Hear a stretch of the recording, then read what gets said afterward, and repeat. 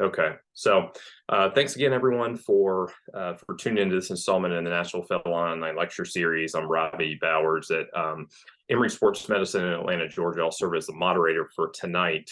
A few housekeeping issues before we get started. The next lecture is going to be on November 15th, so we won't have one next week, but November 15th at 8:30 p.m. It'll be on the pharmacology of mental health in the athlete, and Dr. Carrie Jaworski will be the speaker, and Siobhan Statuto will be the moderator. So tonight's lecture is going to be on ligamentous injuries of the ankle. It'll be presented by Dr. Kathleen Davenport from HSS in Florida.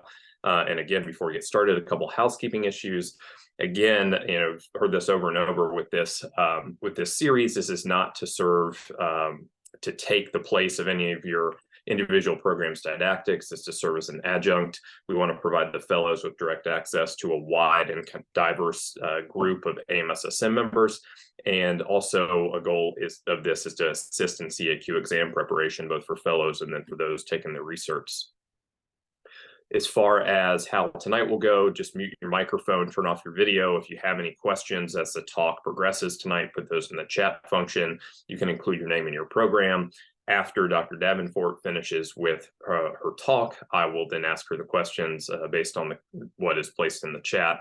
And then we'll also place a link in the chat for the evaluation form if y'all wouldn't mind filling that out. So again, tonight's lectures will be on ligamentous injuries of the ankle, presented by Dr. Kathleen Davenport from HSS in Florida. She's a sports medicine physiatrist who did her physiatry residency at Washington in Seattle, and then did a sports and spine fellowship at HSS in New York, and she's been now down in Florida for I think about 10 years now, and has a special interest in dance medicine, which makes her uniquely qualified to speak on this topic. So with that said, Dr. Davenport, I'll let you take it away. Thank you. Let me screen share, see if we have any other issues. Hopefully that will not be a problem. All right, are we good on the screen share? All Beautiful. Good. So thank you so much for the intro. I'm Dr. Kathleen Davenport. I'm down at HSS Florida. I'm also the company physician for Miami City Ballet, and I'm the president of the International Association for Dance Medicine and Science. All to say I'm very busy, and I see a lot of foot and ankles. So let's talk about where we go from here. No financial relationships. What we're going to go through tonight is we're going to talk about some relevant ankle anatomy, and I'll confess I had to really limit myself to the ankle because the ankle and the foot really go together. So we're going to do just ankle ligaments. And we're going to talk about some history and physical of ankle sprains, how we're really talking about those ligamentous injuries, what they are, and then some injuries that go with them not to miss. And like I said, I tried to stay in the ankle, but sometimes those missing injuries go elsewhere.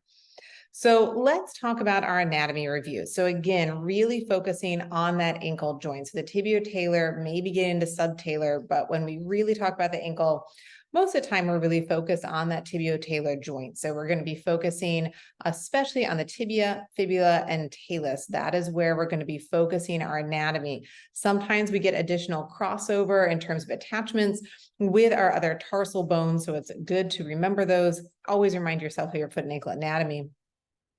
Our nerves are our tibial, our deep and superficial, perineals or fibulars, and then we have some additional sensation brought in by the sterile and saphenous nerves. And our vasculature is our posterior tib and dorsalis pedis. So we're going to talk briefly about tendons, and then we're going to really dive into ligaments. So I had to get out some other things to make sure we don't forget about what else is going on, since the foot and ankle is a complex structure there. When we talk about these tendons that are crossing the ankle, and a lot of them attaching into the foot, I do like to go back to our compartments of our legs. So our anterior compartments going into our lateral compartment, deep compartment, and superficial compartment. Remembering our anatomy within each compartment, as well as our innervation there. So again, this is not only important clinically when we have someone coming in with foot, ankle, leg pain, but it's also often tested on the exam. So if you're studying for the CAQ, make sure you go through this, make sure you remember it, make sure you have all these down, as this is something that is often tested, and it's very, very testable. So get that going. Let's talk about ligaments. This is what we're here to. So ankle ligaments. So our lateral side, the most important thing that I want you to remember about these ligaments is, again, if you're looking at this from a testing standpoint, I know the CAQ, this might live forever on the internet, but I know the CAQ is coming up very soon from the time that this lecture is given. A lot of times, I do not remember the last time I actually wrote out anterior talofibular ligament, the whole thing, in one of my clinical notes. We always say ATFL. However, on the test, there's no guarantee that those abbreviations are going to be included. So you really have to remember your anatomy and where these are attaching, because you may or may not get the actual abbreviations there. So you're like, if we look down to our syndesmosis and we have our anterior inferior tibiofibular ligament, this can also be called the anterior tibiofibular ligament. So it's really important to take a pause when we're doing our testing part of this and really say, okay, is it talo? Is it tibio? Remember our anatomy, remember where those bones line up to make sure that you're not making a silly mistake on your questions. Clinically, back to clinical, where we call everything the ATFL and the CFL and the PTFL, these are our lateral ligaments on that outer side. And then medial, the deltoid is divided into multiple ligaments. Most of the time, in terms of clinically, especially for non-surgical sports medicine docs, which we are with AMSSM for the most part, a lot of times we can just be a little lazy and call the deltoid. There are many different fascicles and aspects to it, but a lot of times they all combine and function as one. So we combine them all into the deltoid. And then we also have our spring ligament. The syndesmosis, a lot of times we're thinking of the interosseous ligaments, but technically we're really talking about the anterior and posterior tibiofibular ligaments when we're talking about a syndesmosis injury. So if we look at some of our anatomy, and especially focusing on that lateral ankle, since that's where we're going to get by far the most injuries when we talk about ankle ligamentous injuries, the vast majority are going to be lateral. So looking at this, our ATFL and our CFL are our main stabilizers, with, of course, the ATFL being our most notorious and famous one. And we also have to remember that the ATFL is our major constraint to the motion of that ankle in the plantar flexion position, whereas the CFL is much more our constraint when it's in the dorsiflex position. So when it's going into that strained position, and that can help with your mechanism of when it gets injured. So again, this is something clinically that's very helpful if you don't have imaging right there, or you do have a bedside ultrasound and you're going to be looking at both the ATFL, CFL, having an idea before you put that ultrasound probe on of where you think the injury is can really help confirm or disprove that diagnosis. Again, when we're talking about CAQ prep, these are very testable concepts.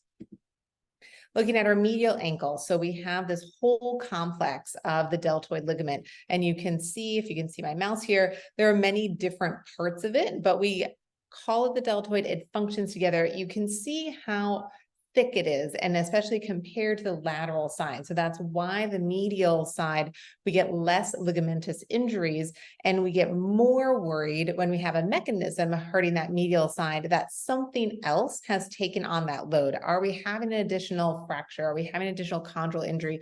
What additional injuries are going on with that? Because we can see how stable that medial ankle is compared to the lateral side. So we do get quite concerned with a medial ankle injury that something else is going on that we don't want to miss. So now let's talk about ligamentous injuries. So when we talk about ankle injuries, it is the most common body part injured in many sports. And if you look at all comers, the lateral ankle sprain is considered the most common sports injury, all comers across everything. Of course, it can be sport specific. So let's talk about what we care about with our history. So of course, being part of dance medicine, we're going to see this a lot in our dancers. And when we're taking our history, I always like to talk about the past, present, and future of this ankle injury. A lot of times I tell my patients that I don't see you on your first ankle sprain. I see you on number 3 or 4 when things have become unstable. We haven't had a full rehab on it. So that past history of what number of ankle sprain is this, how was it originally diagnosed, and it is important when you're asking your history to not say, have you ever sprained your ankle? Because a lot of times the answer is no. So a lot of times you'll say, have you ever rolled it or tweaked it? Have you ever tweaked your ankle and walked it off? That's an ankle sprain, but a lot of times people don't consider that, just like concussions back in the day. Oh yeah, I had my bell rung. It wasn't really an injury because people just kept playing through it. Same with ankle sprains. Oh yeah, well, I roll my ankle all the time and it swells when I do it, but it's fine. It's like better in a week. Again, these is really important. I mean, we consider these actual injuries, but just because they can work through it, tape it up, doesn't mean that it's not important in terms of that history and what's going on. Really important about their rehab, if they've had past ankle sprains, how they've gotten back, what was that return to sport look like? How long did it take? Are they back fully? Are they having still symptoms with that? Now they're in your office for this new ankle sprain. So how did it happen? Is it an inversion type injury? And we're thinking this is a typical lateral ankle sprain, or did something weird happen with it? And what are they having in terms of instability? And we'll talk a little bit more about this when we talk about chronic ankle instability. And then are they doing treatments already? So have they seen you on day one? They injured on the field, they're seeing you backstage or on the sidelines, let's say backstage with the dancers on the sidelines, or back in the training room right away? Or is this 2 weeks later and they injured it and now they're not able to walk this one off? And so that's why they're here. So what have they been doing in that time? And is this ankle sprain really preventing them from getting to that next level? Every time they try to push in basketball, they're rolling their ankle, they're feeling unstable, they can't plant, they can't push off, different types of that to give you an idea of where we're going from here. And then we need to know where we're going. So what's the functional goal? Do we need to get back on the field tomorrow? Do we have an important show this weekend? Are we a weekend warrior? And if I take a couple months to heal, that's fine. Where are we in the grand scheme of how quickly we need to get this person back and what their goals are of how much we need to get them back? And then that informs our future injury risk. So can I tape someone up, say, go get them, off we go? Yes, but if they're going to have a new ankle sprain and be out there tomorrow, we're going to have to really talk about that risk of future injuries, because that is quite concerning. And if we're going to be talking about this, we need to mention mental health. So a lot of times, especially if we get into chronic ankle instability, now this becomes a very frustrating cycle, as we may have been doing a lot of the right things with ankle rehab, and yet this is still limiting us. So checking in from that standpoint and making sure we're pulling in our mental health professionals earlier rather than later.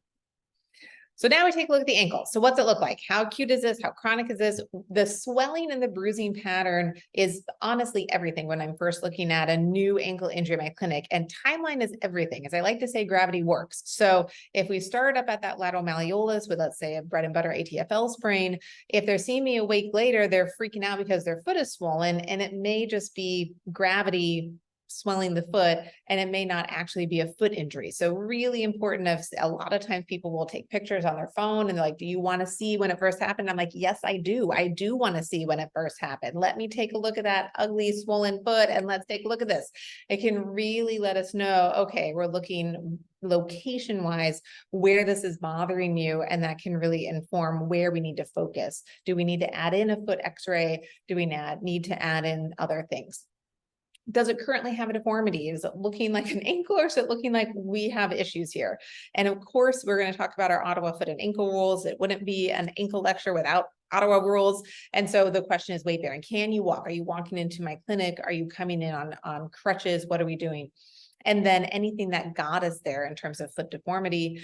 And we don't want to get hung up and put someone in a boot for 4 weeks because they have an accessory ossicle. So really making sure if something looks like it might be broken, do those edges look like broken edges, or are they nice and rounded? Does it look like an extra bone? So we obviously don't want to miss a fracture, but we really don't want to stick someone in a boot and have them miss their most important event of their life up to date, even if they're 12. The super important thing that we miss because we are over treating them for an accessory bone. Now let's talk about palpation. This gets into our Ottawa foot and ankle rules. So inability to bear weight, 4 steps, both immediately and in the emergency department, or if they immediately present to you either in your training room or wherever in your office. And then we have the tip, the medial malleolus, 6 centimeters up, tip of lateral malleolus, 6 centimeters up, base of the fifth, and navicular. That's the test questions.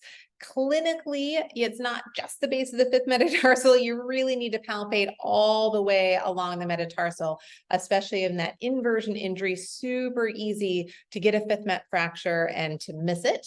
It can be very, very, very common to both get them and to miss them. So clinically in your office, you're not just going to stop here at the base of the fifth. You're going to go all the way up, see if we have any tenderness along there, make sure we're not missing anything along there. So let's talk about the good and the bad with the rules. So it is very sensitive, but very low specificity.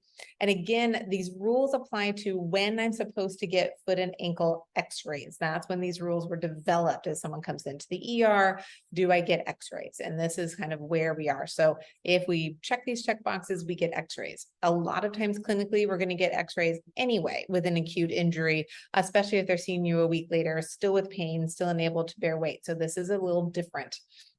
If someone has other injuries, distracting, diminished sensation, then we're going to be getting x-rays anyway. And then obviously this would develop for patients 18 and over, but we use it in pretty much anyone who's a pretty reliable pain reporter. So we like to say 6 and older, these tend to be used. And of course, if they're seeing you a week or two later, we're still having difficulty walking, we're still having pain, we're still having swelling, we're going to be getting x-rays anyway. So again, the auto foot and ankle rules, to remember why they were developed, is someone goes down the field, they show up in the emergency room, do we need x-rays? This is when we get them. And so most of the time we're going to be getting x-rays if we're going to be seen a few days later and we're still having issues. So now we've done our palpation and now we're going to do our range of motion. So we have to remember, especially, let's say this is now a chronic ankle injury. Let's say it's actually not very swollen because this is more of a chronic issue. We have a lot of ankle instabilities. And so we need to know with, let's say, a chronic ankle instability picture, it could be the tight or the loose side could be the problem side. So a lot of times we think immediately, we think with an ankle injury, oh, if it has a lot of laxity, then we've torn something. But sometimes that laxity has gotten things out of position. It's now really tight. We've got maybe a fracture that's holding things. So maybe it's not the laxity, maybe it's the tightness. We need to really compare side to side and see what's going on. So it could be the tight or the loose side, could be the problem side. So really looking at that full clinical picture. And you definitely want to trust your athlete if they have lost motion. This is particularly important in dancers and patients with hypermobility, that if they say, I've lost a lot of motion, and it maybe you don't see a lot of patients with hypermobility and you're like, you have crazy range of motion. What are you talking about? You've lost motion. Trust them. For them, if they feel it and they've lost the motion, they really probably have. So trust that with those patients, that if they say, this is tight, even if it's the most flexible ankle you've seen all year, trust them that it's tight for them.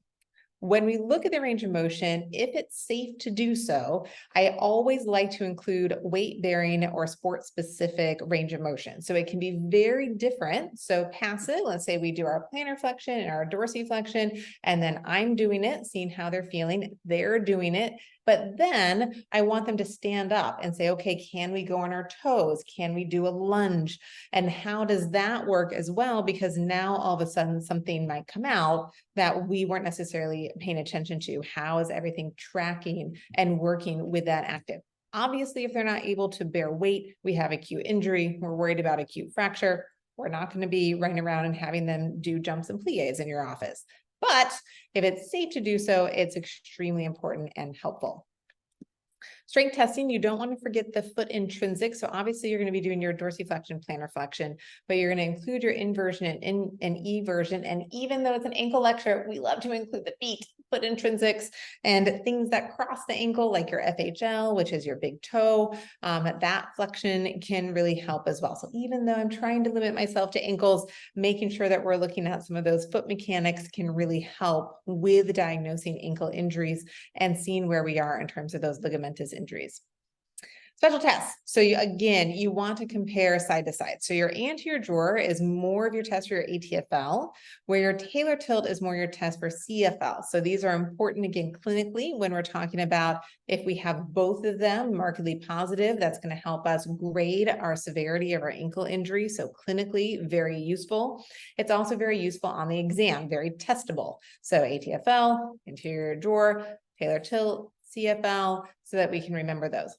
For our syndesmosis, so we usually do dorsiflexion and external rotation, as well as the squeeze test, where we're squeezing proximally and seeing if you have widening or pain lower down at that syndesmosis. X-rays. So X-rays, we usually do AP, lateral, and mortise or oblique. On the exam, mortise is probably going to be your answer. And clinically, most of the time we do mortise, because this is where we really look at a lot of our measurements. Some people like an oblique exam. That's okay as well. We always say with X-rays, a one view is a none view. So make sure you get at least 2 views. But in the ankle, we really should be getting 3. A lot of times we're also going to be adding in a foot X-ray if we have any questions about any other injuries there, but I'm keeping myself contained to ankle. So with the ankle, AP, lateral, mortise, or oblique, but a lot of the measurements we're going to be talking about later for the syndesmosis are on mortise. Stress radiographs. A lot of times stress radiographs are very useful, especially if we're worried about a syndesmotic injury. That can be, or any kind of high ankle sprain. Love to include the foot, make sure nothing is missed. Also make sure you're not overtreating articles, as we talked about. MRI, this is where we actually see the ligaments, obviously, and we can take a good look at the syndesmosis. So a lot of times for high ankle sprains, that kind of concern, a lot of times we're looking at an MRI, seeing where things are. It may not be our first test of choice, but it is a very useful test of choice. Pro tip, clinically, insurance is often paid for it if you say you're worried about a high ankle sprain. Just saying, something to include in your note. If you're worried about it, good to get an MRI, also very useful. The MRI is going to look at any other injuries. You know, do we have an underlying osteochondral injury there? Do we have an occult fracture that we were missing on the radiographs? How are those tendons looking? Ultrasound can be very helpful for stress views, and a lot of times we actually are moving more towards ultrasound than radiographic stress views. It's, in my opinion, a little bit more functional because we can do some different tests. It's less radiation. So there's a lot of advantages to moving more of the dynamic or stress test to an ultrasound over an X-ray and radiograph. Now that all of us, especially in sports medicine, are getting better and better with that technology, a lot of it's going that direction. If you also are looking at any other tendons, really great to see gliding FHL. So nice to see gliding through there, and seeing if that's been affected by any other injuries or concerns with this. Let's talk about some common injuries. So lateral ankle sprain, most common of all sports injuries. This is the one. And most ankle sprains are lateral. So lateral ankle sprain is most common, and then ankle sprains are most common lateral. And this is usually in sports where they are required a rapid change in direction. So basketball, volleyball, soccer, football, dance, anything where you kind of have to plant and push and change your directions, change where you're going. Very, very, very common to get these. Usually an inversion type mechanism, that would be what we'd expect. And the order that the tendons tend to get injured are the ATFL first, followed by the CFL, and then the PTFL. And this is how we grade our ankle sprains, is in that order as well. You're going to have ecchymosis laterally.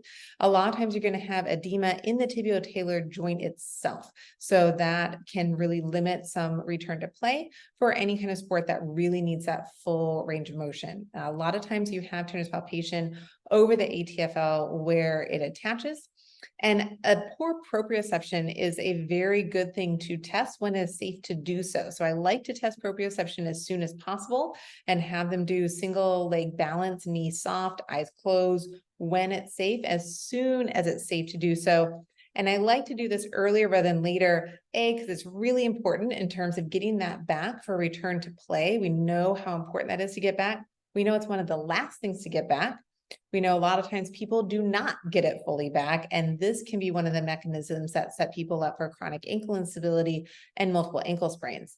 And clinically, I like to do it because athletes will often feel that they're so much better from a lateral ankle sprain than they really are. And all of a sudden, when you have them stand on one leg and close their eyes and they fall right over, catch them, don't let them fall, but you catch them, they realize, oh, I'm really not as good as I thought I was. And one of my favorite things to do if I ever do lectures and talk to athletes or dancers is I say, has anyone had an ankle injury? Most people say yes, super common. And I have them balance on their good side or their not injured side, and then balance on their injured side. And these are old, everyone is here is dancing and doing soccer and participating. And a lot of times they still have poor proprioception on that previously injured side. So it's something that I like to do as part of my lectures for injury prevention and athlete and dancer health, and something that I really am clearly passionate about checking in your clinic, because a lot of times it gets missed and it is so important.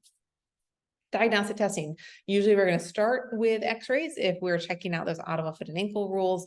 Ultrasound, if you have it at bedside, can be very helpful. And a lot of times an MRI.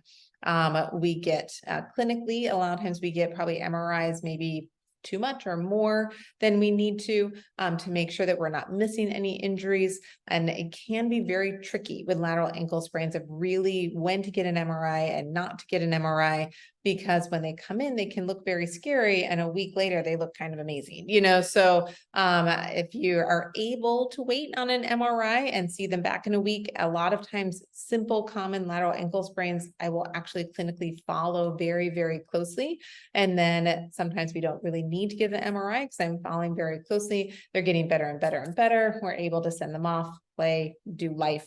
But I do like to get them in early exercise as soon as humanly possible. So there's lots of controversy on treatments about whether we price, whether we heat, whether we do things. Most of the time for exam questions, we start with price. So that's why I put it on there in terms of protection, rest, ice, compression, and elevation.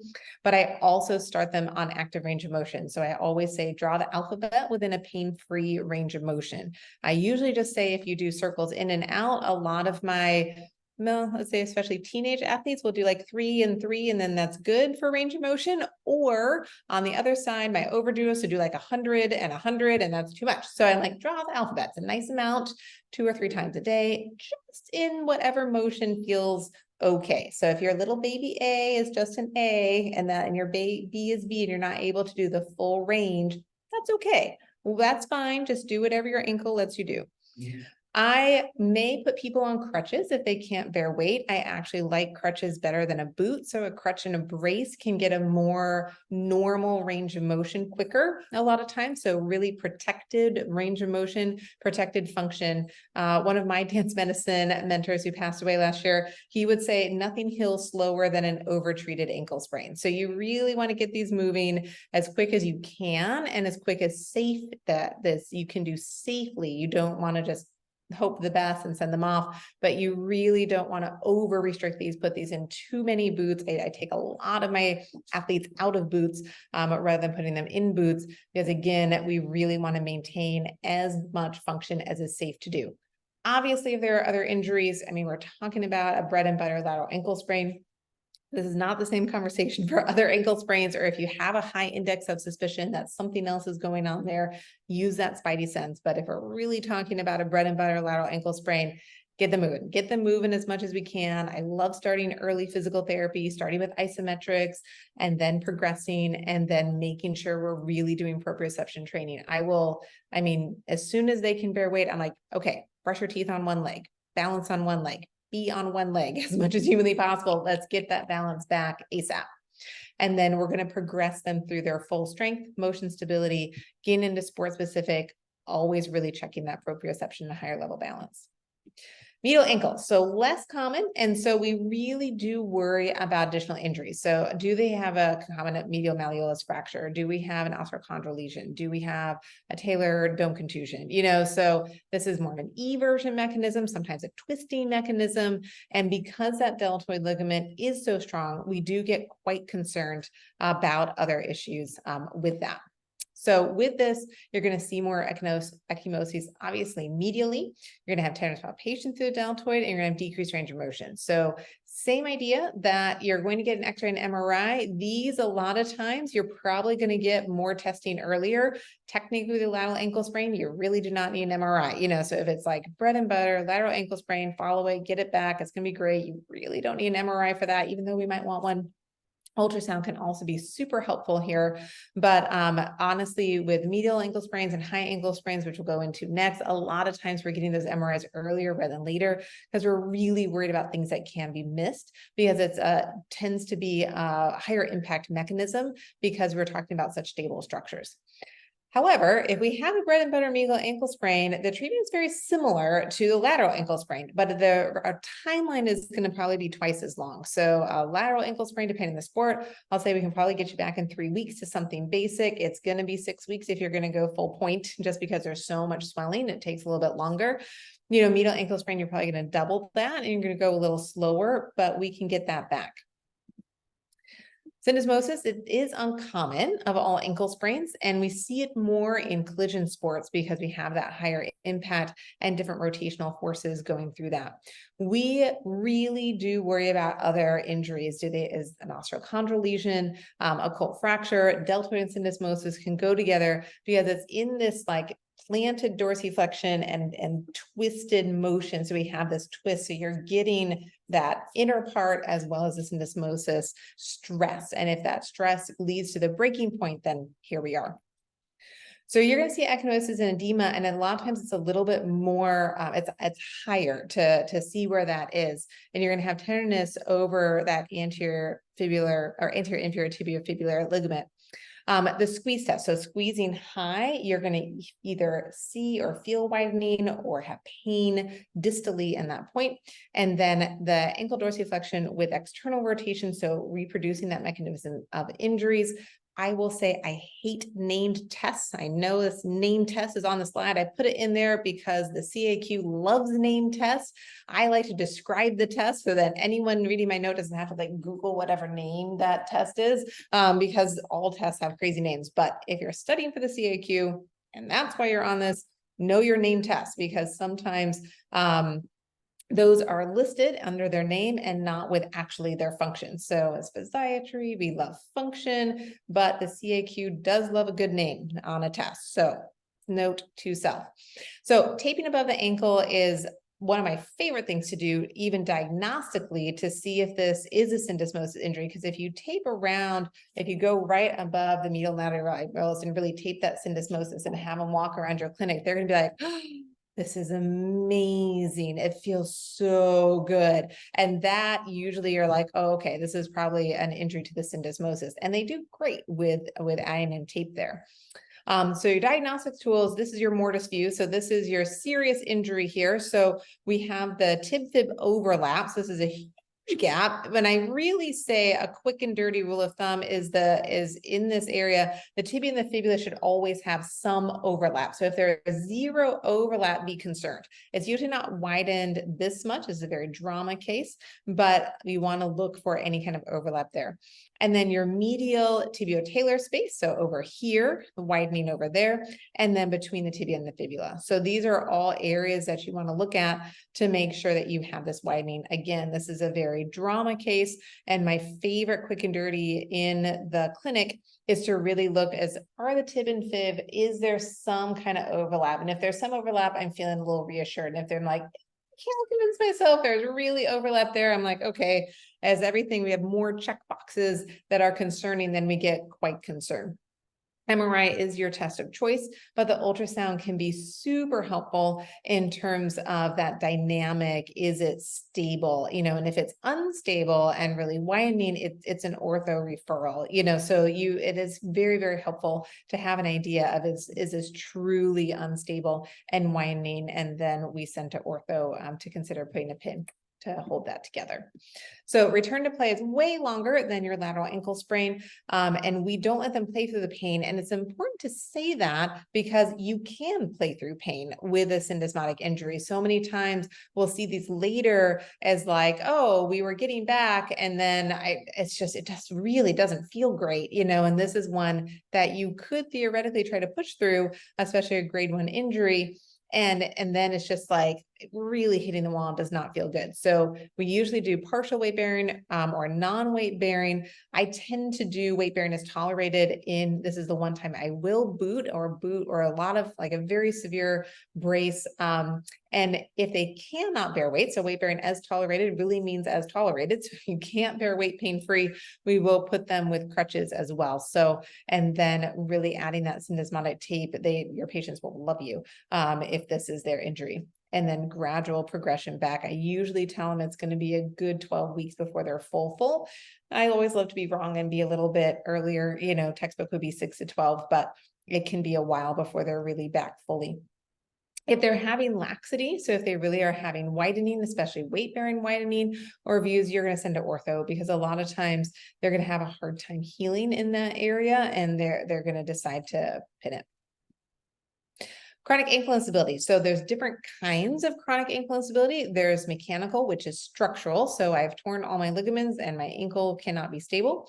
And then there's functional. I've had incomplete rehab and I'm feeling very unstable, and I have terrible proprioception, and I'm rolling all the time because I can't feel my ankle in space. Most of the time, this is the history that you're going to have, where a lot of ankle sprains, a lot of ankle injuries. A lot of times this is also in the setting of hypermobility and or connective tissue disorders. So this is something that I tend to see in my dance population more than your average bear.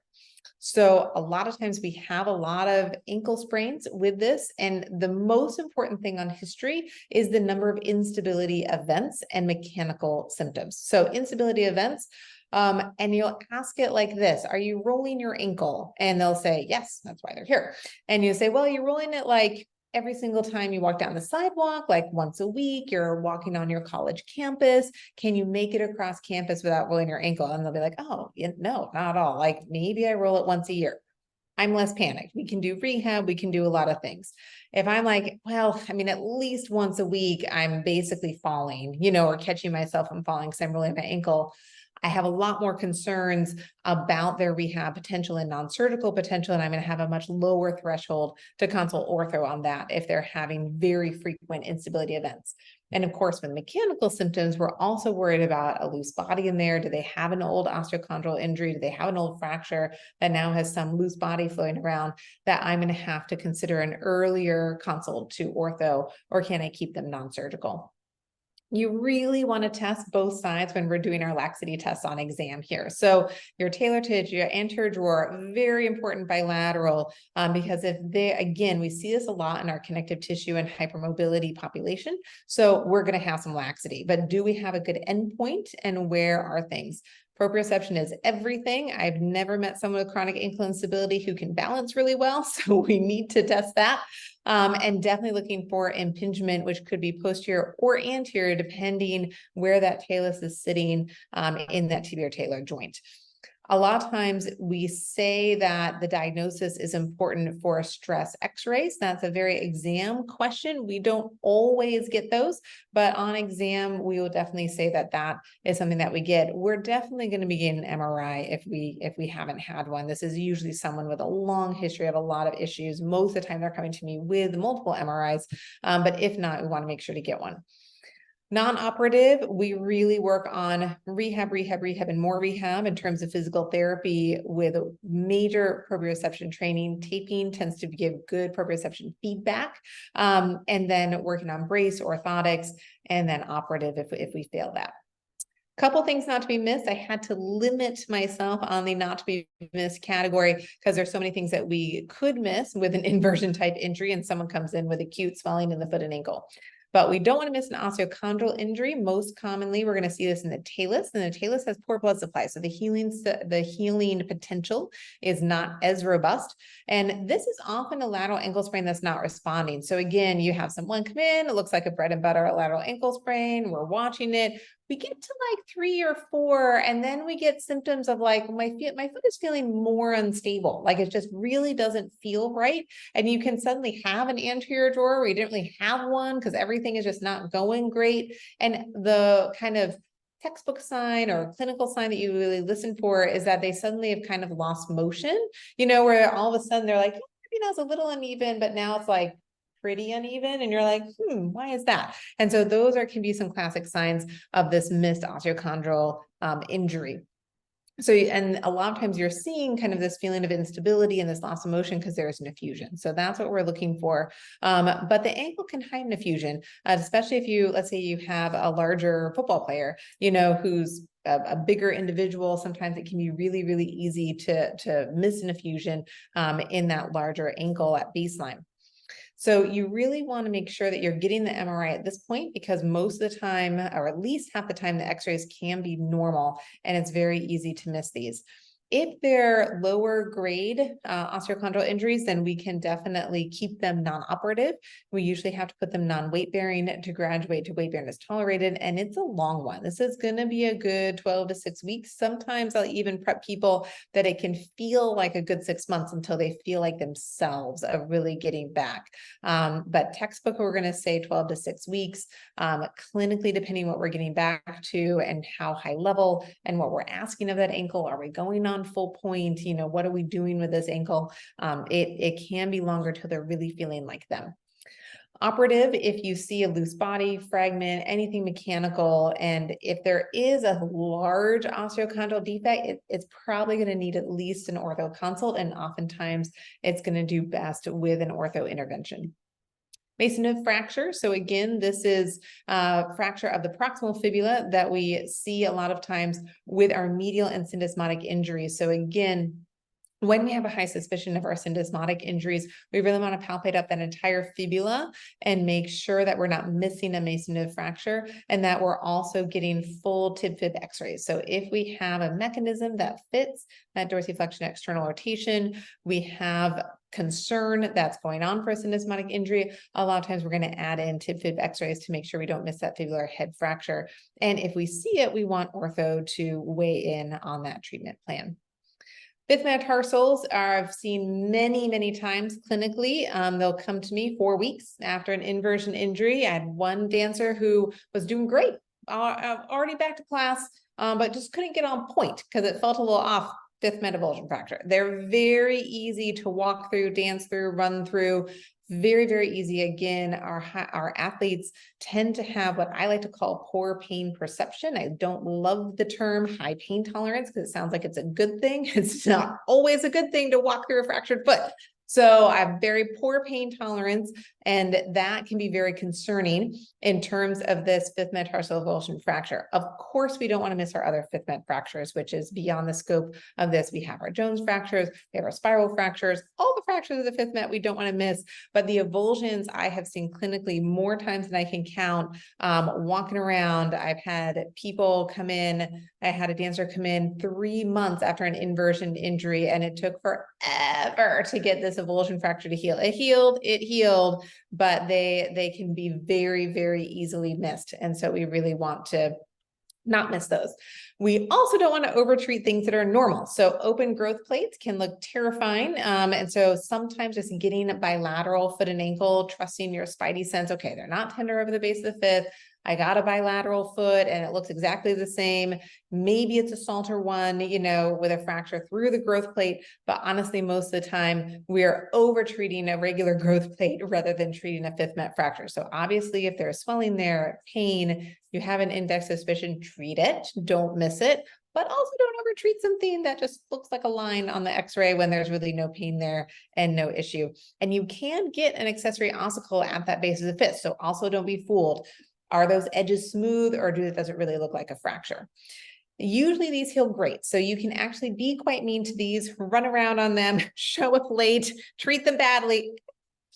Great. We're not going to necessarily tell our patients that because we do want them to heal. And if you are super mean to them, they won't heal. And then we have a world of problems with all the attachments there. But usually a walking boot, weight bearer if tolerated, these are, knock on wood, going to do well.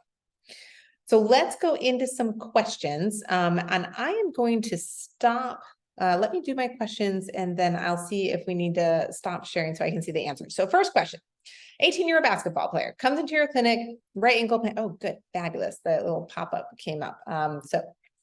18-year-old basketball player, and you can answer the question. So we have right ankle pain and swelling. So he entered the game. This has been a week. So he was unable to bear weight immediately. And he describes this injury where he planted and twisted and a player stepped on his foot all at the same time.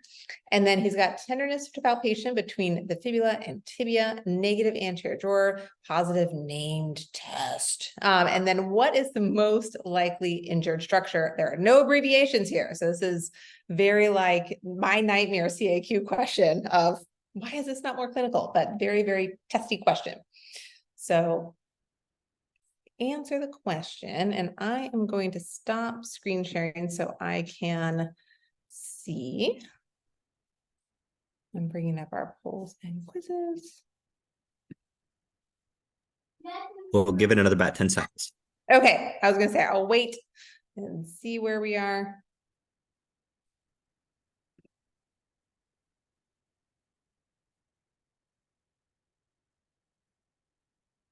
Good. So confusing, but good. So let me go back to sharing and bring that on there. So yes, the answer is the anterior inferior tibiofibular ligament. So this is a syndesmotic injury. And that's what we're looking for. And the Klager's test, and again, I hate name tests, but that is your dorsiflexion external rotation, which is our test for the syndesmosis, with our anterior drawer test being negative, saying, okay, this is probably not your anterior talofibular ligament. And this is intentionally confusing in a very friendly environment, because these are the types of things you don't want to get tricked on with your CAQ. And again, you could even see this as anterior tibiofibular without the inferior. So make sure you're really reading those correctly. And a lot of times you're going to have these clues in the CAQ where it's saying a negative anterior drawer, which should have you cross off the talofibular. This random test that you're going to now remember is a syndesmotic test. So you're thinking, okay, syndesmosis is our tibiofibular, and you're having this pain in between the tibia and fibula. So that's what we're looking at there. Good job, team. All right, so question 2, same player. What is the next best test to determine if he will be able to return to play? Are you going to get an X-ray, ultrasound, MRI, and CT? And again, I intentionally put on the questions that I hate when I had to recert and take my CAQ, the next best test. So this is not the best test. This is not the ultimate diagnosis test. This is not the best sensitivity and specificity. This is the next best test based on this athlete who has come into your office. So we'll give that a few more minutes.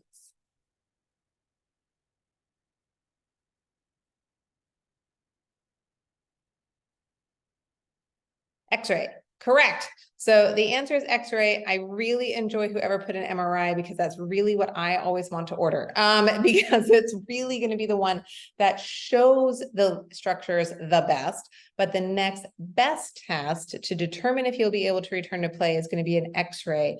And I didn't make it extra confusing, but an extra confusing component would be to add in like stress views X-ray. So you would want to get a weight-bearing mortise view so that you can look at, is there widening? And the widening is going to give you an idea right away, even before an MRI. If we have that drama widening that we had on that X-ray that I shared of that extreme example, you may not even wait to get an MRI. You might walk down the hallway to your ortho foot and ankle and be like, can you see them right now? Because this is where we need to go with it. So that is the reason that this is the next best test, is that if you see that widening, if you see that drama X-ray in that weight-bearing mortise view, then you're like, do not stop, do not collect go, do not pass go, do not collect $200. Like, we are not playing Monopoly anymore. We are going to ortho. So if we have that drama instability, we move on. And so that is the reason that X-rays are the next best test. MRI would be the most sensitive and specific. X-rays is the answer to that one. Question 3. We have 4 questions. So really 1, part A, part B, then 3, then 4. So let me read this one. 20-year-old college dancer. I had to put a dancer in here. So she presents her clinic. She's rolling her ankle. She reports a history of multiple ankle sprain. Now has been unable to watch class without rolling her ankle 1 to 2 times per month. Denies an acute injury, swelling, or bruising. Which of the exams below will help the most with your diagnosis?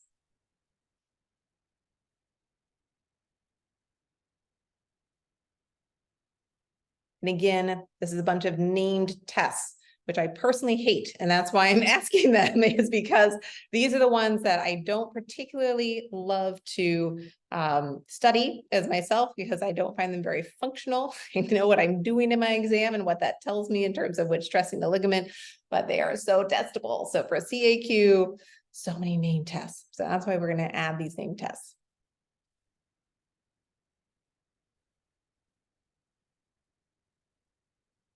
Beighton is correct, or Beighton, depending how you want to pronounce it. So Baton is our hypermobility test. So again, when we talk about chronic ankle instability, what we are looking for is a history of multiple ankle sprains, hypermobility, which is where that test comes in or where our score comes in, and then chronic connective tissue disorders. So that is correct.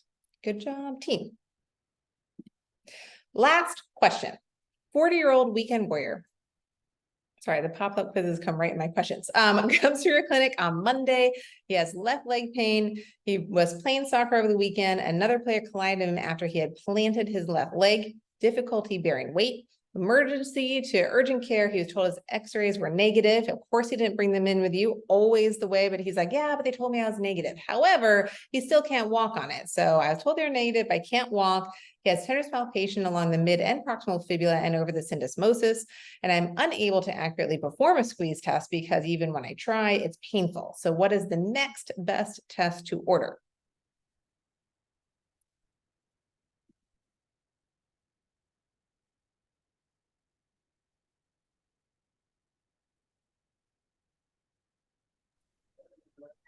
Give it another 10 seconds and then we'll share the responses.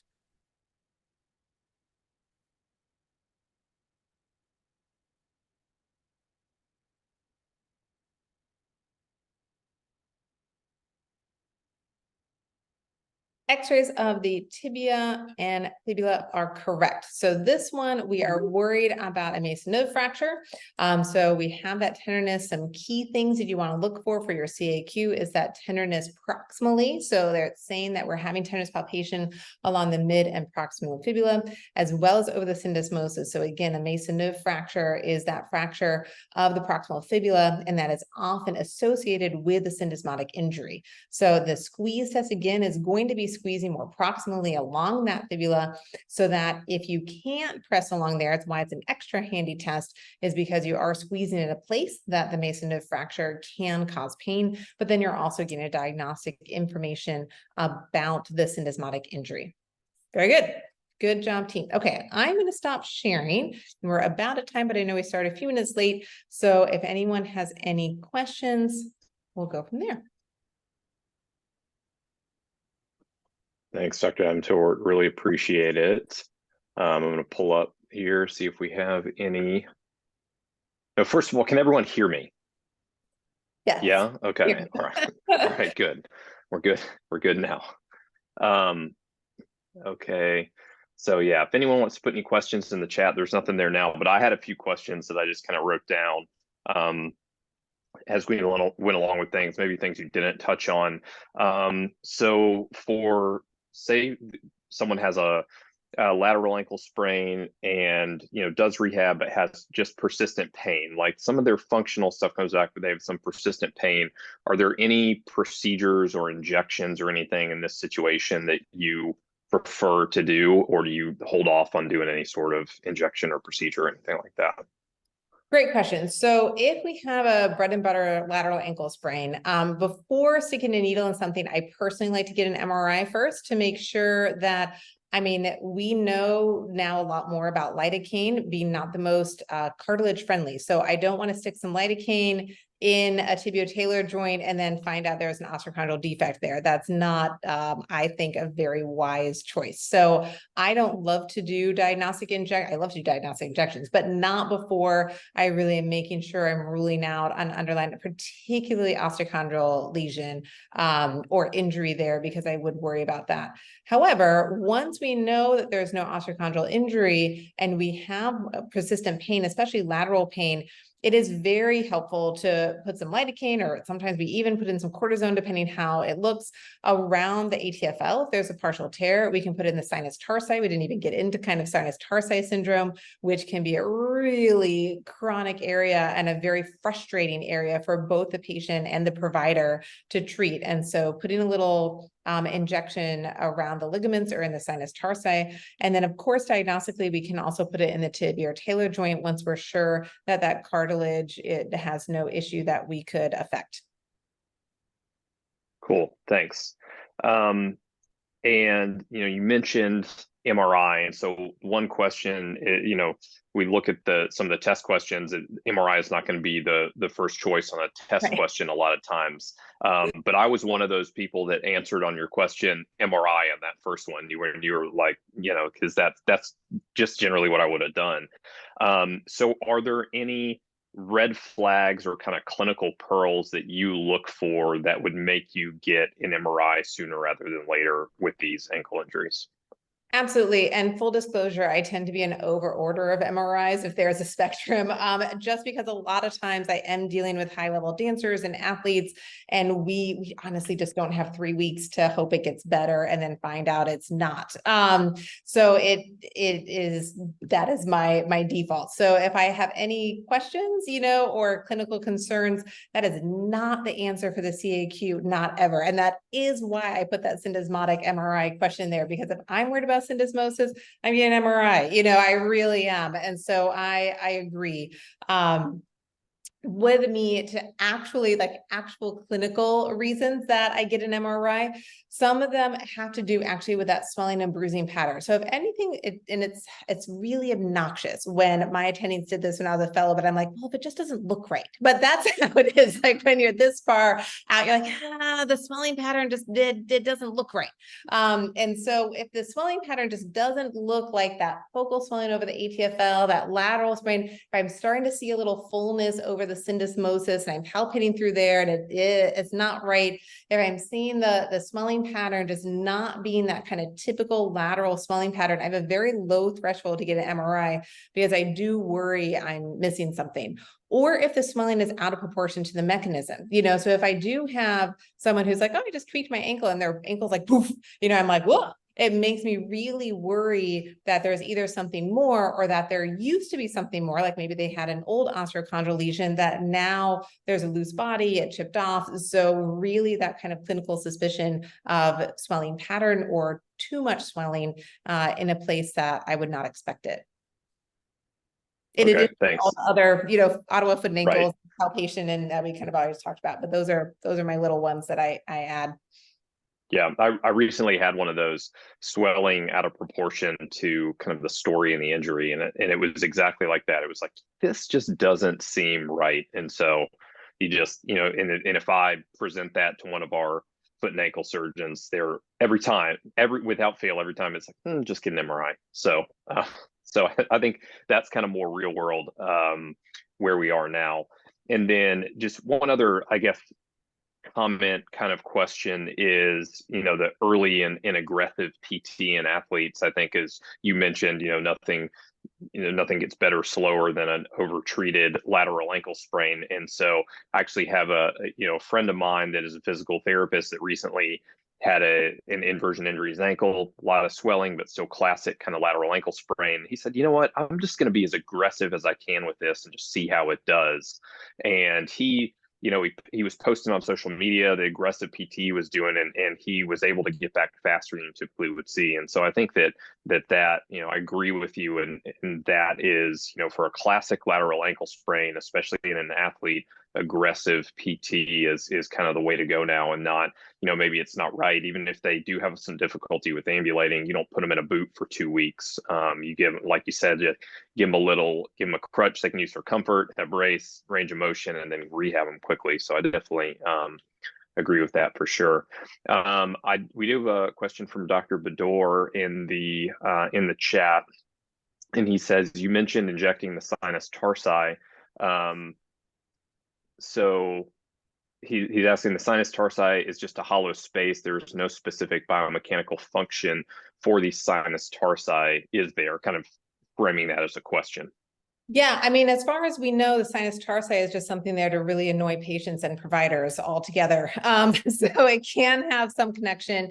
Ideally, in all seriousness, though, the sinus tarsi can provide kind of a space for that end range dorsiflexion, for that range of motion. So that is theoretically what it's really for, ideally, but a lot of times it's one of those areas of the body where a lot of us look at it and scratch our heads. We're not entirely sure why it's there, and we're not entirely sure why it is such a common source of pain. It really shouldn't be that painful, and but we see it all the time where we get a lot of pain in that area. So Actually, I think it's a very good question because it's a very common head scratcher that I don't know as though any of us have a really clear answer for you. If you have a better answer than that, I'd welcome it. But a lot of times when I talk to my foot and ankle surgeons, they're kind of like, eh. And so let's see. Okay, so Jacob Davis, who's one of my colleagues here at Emory and Georgia Tech here in Atlanta, and I actually was about to ask you a very similar question about this. So his question is, any thoughts on the utilization of PRP or orthobiologics for chronic ATFL injuries or partial tears? Yeah, I actually like PRP for these. Again, when we talk about the data in PRP and ligaments, and I didn't even bring it up in my lecture, so like, oh, there's really not a lot of great data out there, right? So there's really not a great data. We're not entirely sure how biologically viable ligaments really are in terms of responding to those orthobiologics. That being said, we look at some of the data from even Prolo, where we're irritating ligaments, trying to strengthen them, trying to get them thicker. And a lot of times we can extrapolate similar mechanisms, not entirely the same, whole nother lecture, but similar concepts with that ATFL. And so I think it's a very reasonable choice to consider, and something that I think is part of that treatment pattern when we're trying to figure out different ways to get this to get better. Right, and that's it. I was going to ask you that question, and that's exactly how I would answer it as well. Is if you look at the literature, you're not going to find a lot of compelling data, but I think in clinical practice, it's a tool in the toolbox. And for the ones that I've used it for, kind of chronic ankle sprains, you have the MRI and it shows chronic tearing of the ATFL. You put some in the ATFL, and then I've also had success just putting some in the joint as well, just a tibio-talar joint. And those patients have actually done well. That's actually one subset where I've been surprised with how well they do in my clinical practice, regardless of what we can't find in the literature. So I was just wondering if your sounds like is fairly similar experience. So we don't have any other questions in the chat. So given that we're right at an hour now, we'll kind of wrap things up from here. So Dr. Davenport, thanks again for a great talk and for the Q&A afterwards. And we really appreciate you doing it. Thank you. Thanks for having me. Take care, guys. Thanks. Good night, everyone. Night.